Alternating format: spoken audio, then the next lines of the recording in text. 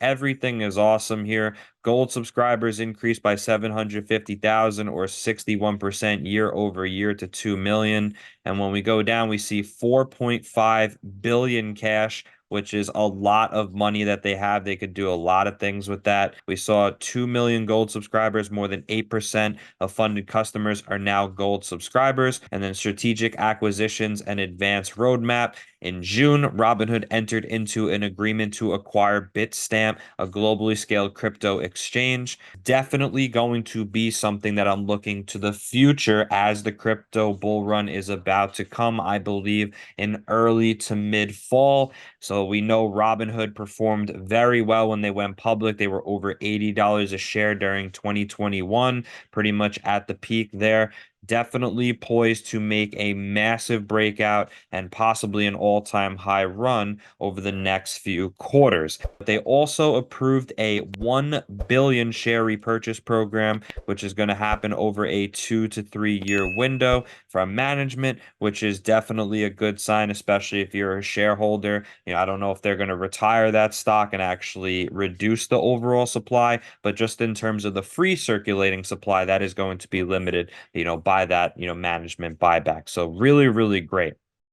Now, take a look on the weekly chart. I did mention going back to IPO when the stock was $85. If you notice the time, it was August of 2021, pretty much 3 years ago. Bitcoin was exploding at all-time highs. That is when they were performing the best because, again, they have a lot of exposure to crypto. Also, what we're noticing is back at IPO, they were at minus $2 a share. EPS, they're now positive 21.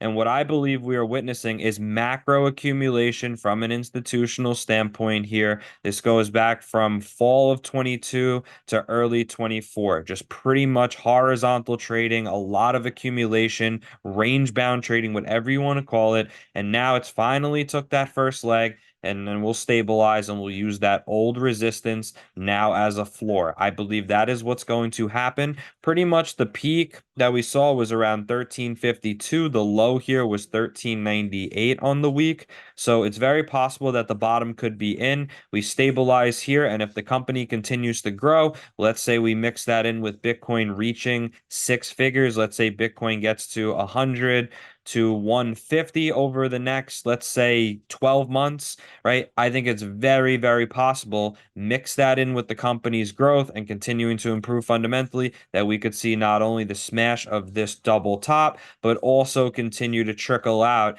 and have a run like it did 3 years ago at IPO. Could it come very quick? Yes. Could it take more time? Sure. That's why I'm giving it a few quarters. I think it's, silly to say that the stock's going to be 30, 40, 50 in a week or two. But without a doubt, everything on the surface is screaming undervalued. I have no idea how the company's down 2%. Typically, after the earnings, we have some nice action, but then it gives back a lot of the gains. So I'm not sure what the holdup is. I'm not sure if it's just more institutions, more people just trying to hold it down, pin it, accumulate it more, shake weak hands out. I don't know what it is, but it's definitely been large scale and also long-term accumulation. And I do believe in due time, we are going to see the market catch up and finally meet that true value, and the share price will reflect that. So I think without a doubt, this should be a $25 to $30 stock. It's been multiple years since we've tested that range. The company's done nothing but grow and improve. It has a massive amount of cash on hand, and definitely something that we're going to be poised to look at, going into Q3, Q4, and see really how they finish the financial year out. So let me know your opinions in the section below. Are you a fan of Robinhood stock? Me personally, I'm not a fan of their business. I'm not a client or a customer with them. But in terms of an opportunity to make money on their stock, I think without a doubt, from a fundamental standpoint, it's extremely undervalued and something that everyone should at minimum take a look at. Pretty much here, we saw a big window of resistance, like we mentioned. This is a 2 year window here going back from March of 22. This pink line, it did not trade above until we were here pretty much February of 24. So I'm not joking when I say this is a 2 year level of resistance that finally broke out, almost retested it, pretty much old ceilings now becoming new floors or old resistances becoming new supports. That's essentially what we're seeing from a macro perspective, and we would really like to push up from here.